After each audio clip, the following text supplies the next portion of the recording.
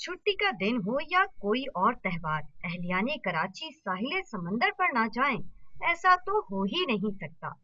जहां मौज मस्ती और एंजॉयमेंट करने का तो भरपूर इंतजाम होता है। बगैर बिजली के कमरे के हब्स से निकलकर साहिल समंदर पर ठंडी और ताजा हवा में रोजा इफ्तार किया जाए तो उसका तो मजा ही और है।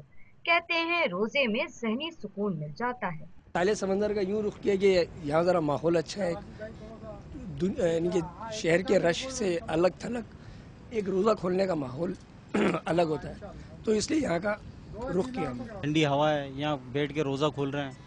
अल्लाह का शुक्र है, अल्लाह पाक जो है यहाँ पे सुकून दे रहा है।